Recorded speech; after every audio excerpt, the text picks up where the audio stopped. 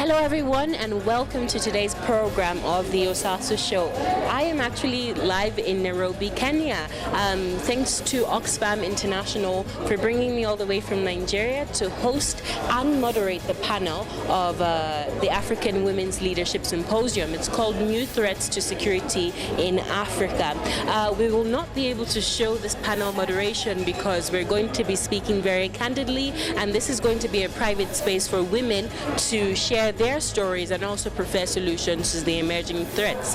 However, we'll be showing some of the panel discussions that we'll be able to showcase on television. We'll also be speaking to a lot of phenomenal women who are doing amazing things across the African continent. So stay tuned for these exclusive and enlightening discussions, and we'll be right back on the Osasu show.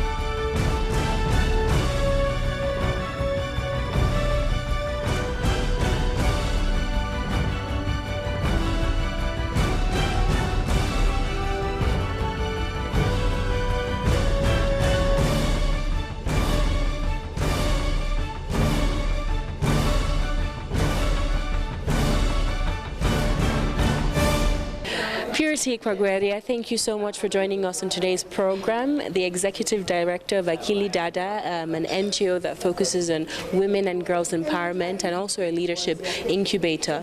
And you were speaking on a panel earlier today and you really spoke passionately about the work that you're doing for women. Can you tell us more about that? Yes, thank you very much, Osasu. So Akili Dada is a young women's leadership incubator. We work with girls and young women aged 13 to 35 years old, and we are very specific because we know youth in Africa is not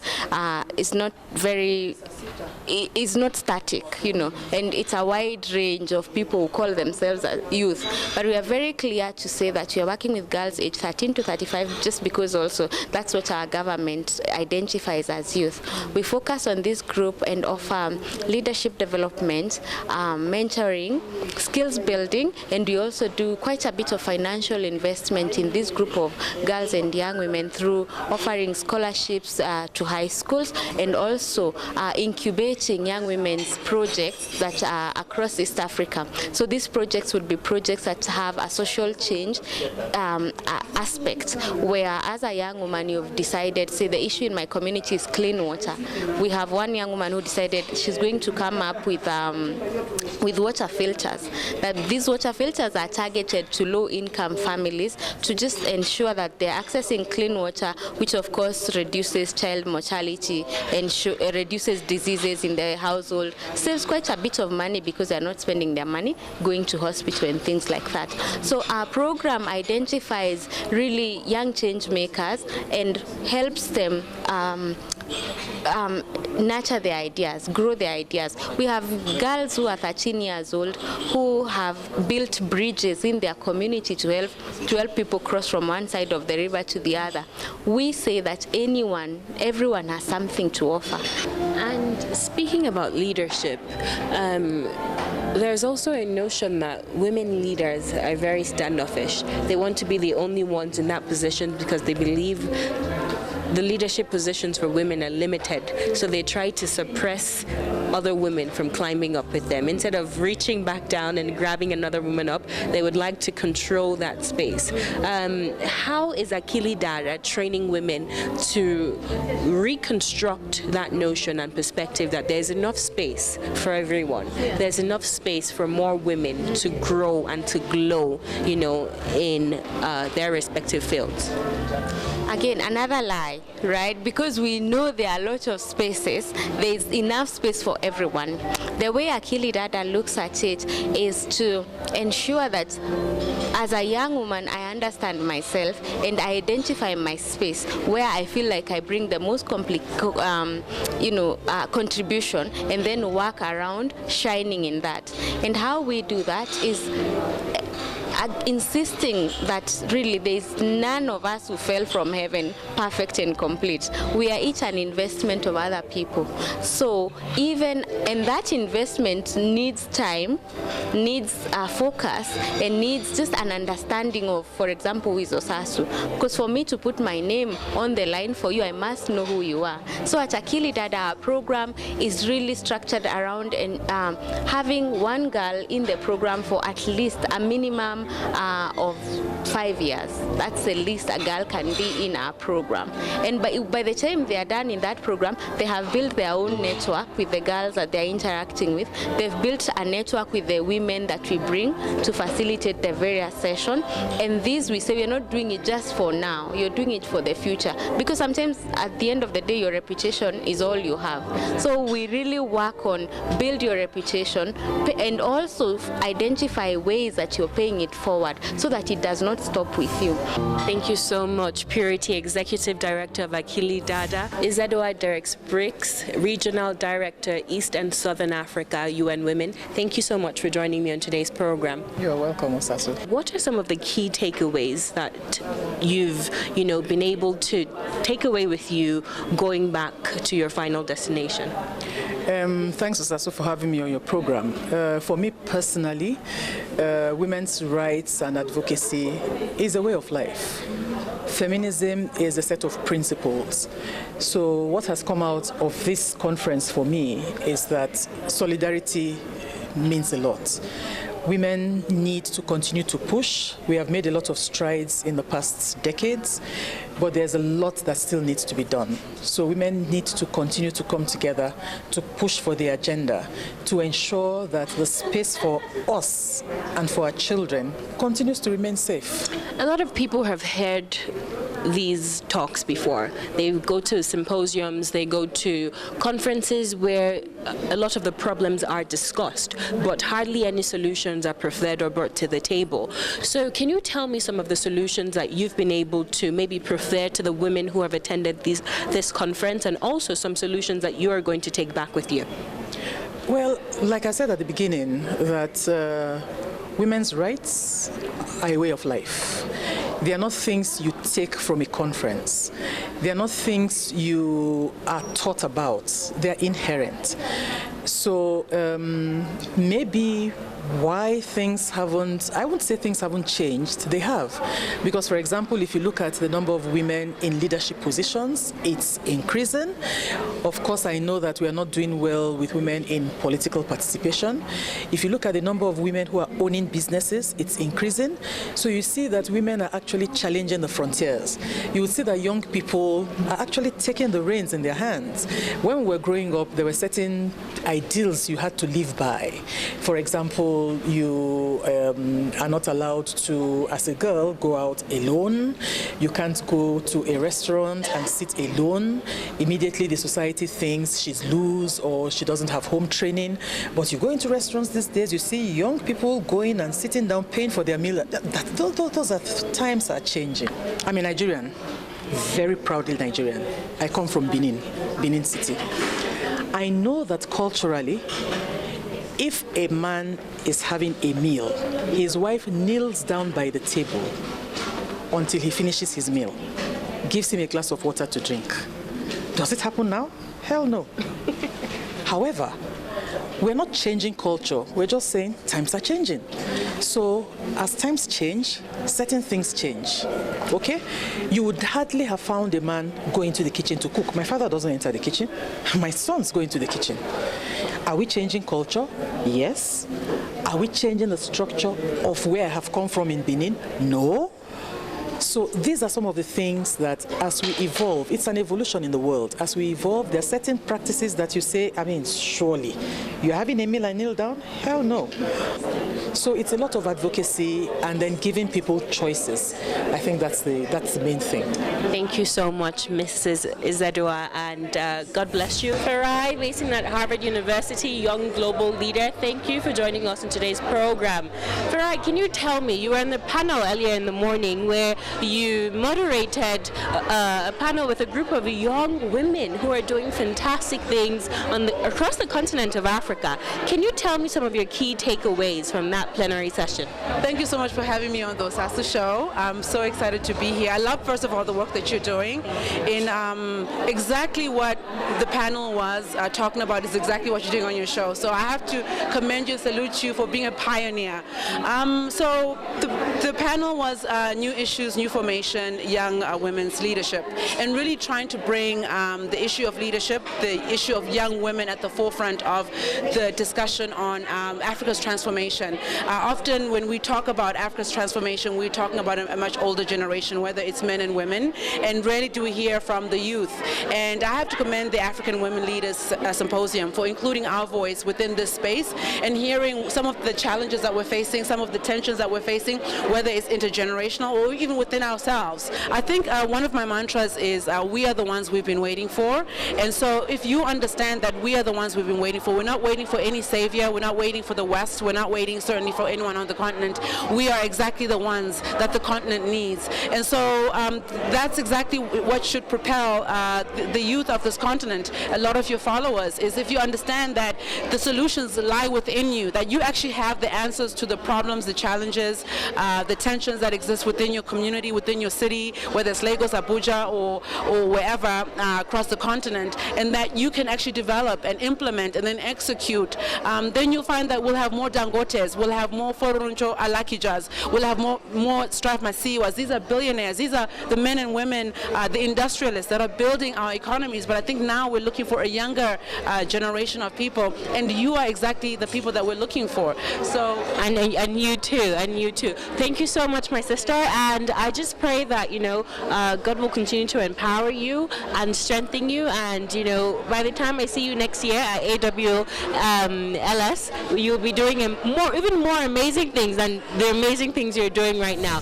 Miss Juliet, President of Association of African Women for Research and Development, thank you so much for joining me on today's program. So can you tell me what are some key takeaways that you've been able to digest from this symposium? Thank you very much. What I have been able to digest, first of all, is as a member of the steering committee, I have digested success. Because I was part of the thought process, I was part of the planning, and everything that has come into the organizing of this has really been very awesome. So to me, the results, the outcome, the excitement that I have seen in people is just unbelievable. I can't just believe what we discussed over boardroom could really translate to this type of impact. You have some political ambitions to ensure the Kenyan Senate is made up of 48 counties in Kenya, and all of them are represented by male senators. So we have a phenomenal woman here who is challenging that status, challenging that discrimination, and saying, you know what, we need a woman. No one can solve our problems better than we can. Apart from the obvious, what is the motivation for vying into politics? For the last 20 years, and therefore 4 electoral processes or periods, I have been a serious kingmaker. In my location, in my constituency, even in my county, people count on what or who I think should lead. And I rally a lot of support. I am able to even help the aspirants go through very serious barriers, like speaking in church. Church is prohibited. So because of working with them and as being a gatekeeper and a kingmaker, I just woke up one day and decided I am tired of making people. It's my turn to be made. And President, we wish you the best of luck, and we are supporting you as women. You have our full support. We need more women in leadership to really stay, and bridge the gap of the inequalities that are happening in the world, all over the world, not just Africa, because of gender as a predominant issue. So thank you so much again for joining us in today's program. Sitting with me now is Helen, a musician who has been kind enough to entertain us throughout these 2-day workshop. So Helen, she told me in Africa, you do not introduce yourself with only your first name. So I would like her to introduce herself to the Osasu Show's audience. Ladies and gentlemen, my name is Helen Olivia Kotomolo Nyanyakach Makinena Kawuto Tadwongora Theafa Mtawali. Okay, Helen, where are you from? And can you tell me some key takeaways that you've received from this symposium? Wonderful. All right, where I come from the UK, United Kisumu, that is the Western Nyanza in Kenya. A few things that I think I've noticed that I love about this symposium is one, empowerment. The word empowerment does not just mean that you look at somebody, yeah, we can do it, let's go. No, there is something they associated with empowerment that I love. It means the key word is delegation. So that when you get up there to places and spaces that matter, top leadership, please remember that there's somebody after you that you must mentor. Just in case you're not there, this person can also do what you do. If you mentor and empower somebody that way, that means that you're helping develop us so that it will not take us too long to, exactly. Yeah, to bridge that gender gap. So I love it that we're asking people to share knowledge, share information, hold my hand, let's walk and walk the talk. And how have you been able to do so with your music? My music, I currently mentor 120 Daystar University students who have an interest in music. And those students are not necessarily musicians, but they have an interest. I believe that if you can talk and put your interest in music, you can sing.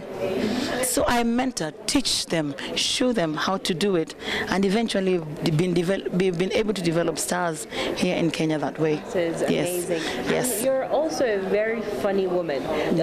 Really? Really? Do I look like funny? Can I pass? You're not just comedian? a musician, but maybe some might also say you're a comedian. Do you agree with that? Let me tell you, the first time that I thought I was doing my gig, and then somebody came and told me, are you a comedian? Is in the US. When I had sung all my songs, I had nothing more to do. I had to now learn the art of comedy and somehow also learn how to create songs on the spot. And this is what comes with music, that once you expose yourself, you get confident. After confidence, you start doing things that even you wonder, because music is creativity. Music makes you take a risk. Music makes you think out of the box, and that's probably what I am. How do you use music to empower women, in the sense that a lot of times we hear a lot of demeaning words and demeaning lyrics that are embedded in music, especially in today's hip-hop culture, even in R&B. So how have you been able to use your music as sort of an empowerment and upliftment for women all over the world? Wonderful. I'm a music lecturer at Daystar University, and I double up with marketing Daystar through music. So we do tours all over the world. And I tell people that it's important to do meaningful music that builds. So therefore, apart from just the entertainment, I teach them how to build content that can nurture, because music sticks with you. Music lives in you. So why not live with something that will empower you? Why not live with something that will encourage you?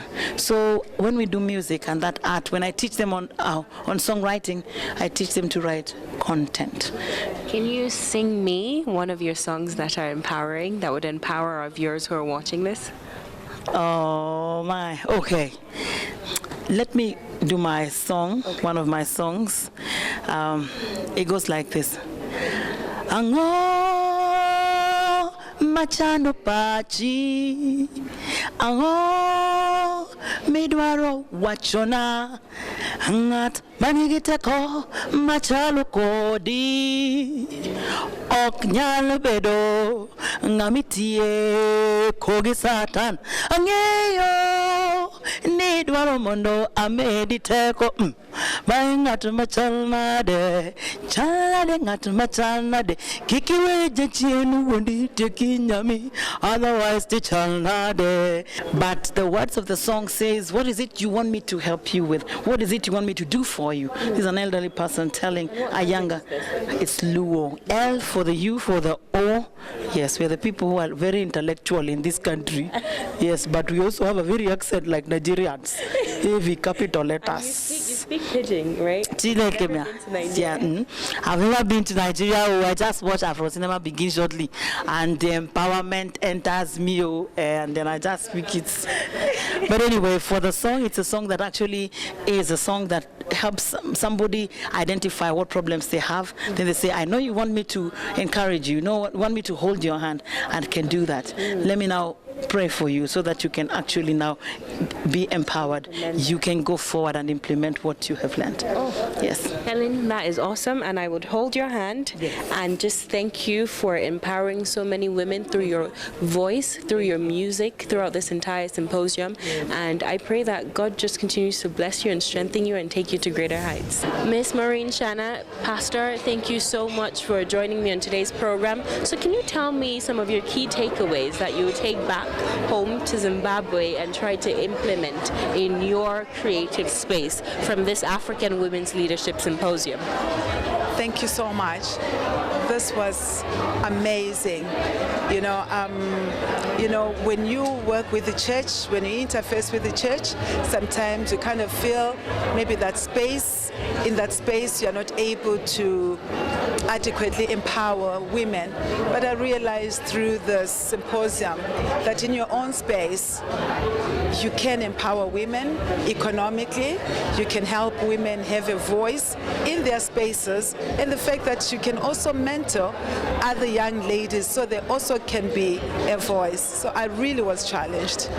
Thank you so much. And how do you think you're going to implement that back home in Zimbabwe? Well, the first thing that I'd like to do is every time I have an opportunity, make sure that the women are empowered, especially economically.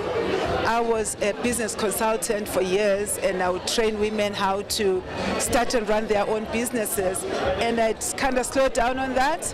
And I noticed through this symposium that when women don't have financial strength, when they are poor, they can be disadvantaged, but if they are liberated economically, then they can have a voice, they can make decisions. So when I go back home, I'd like to empower women economically, help them start and run their own businesses so that they have their own money, so that they can be a voice without being intimidated. Pastor, thank you so much, and I am going to hold you to that, as well as all our viewers in Nigeria and all over the world. We're going to look out for you. We're going to look out for the good work that you're doing, and we just pray that God will continue to bless you and strengthen you as you take this mission back home to Zimbabwe. Ms. Bean, Executive Director of Oxfam International, thank you so much again for granting us this interview. Can you just give us one or two takeaways from this African Women's Leadership Symposium? We saw the energy and the vibrancy and the power of the African women's movement, from the older generation to the young one who are .com, who are creating businesses, who are disrupting industry, who are doing things that we never did in our time, and who are opening doors for other women and girls. We saw change happening, and we challenged ourselves to go out and very deliberately work for the promotion of equality wherever we are. It's very important for the movement to come together in meetings like this, take stock, see where the challenges are, the new threats, and organize more.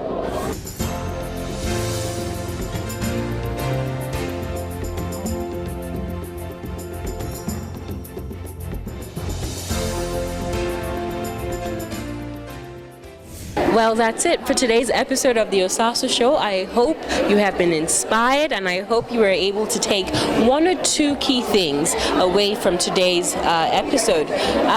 My challenge to you is to look inwards and see what you can do to empower yourself as a woman or as a man, how you can become an ally of women across the continent.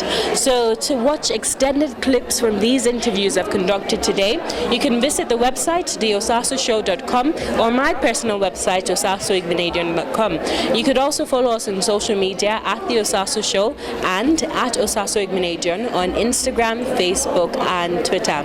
I'll see you same time, not the same place, next week, but until then, take very, very, very good care of yourself. God bless you.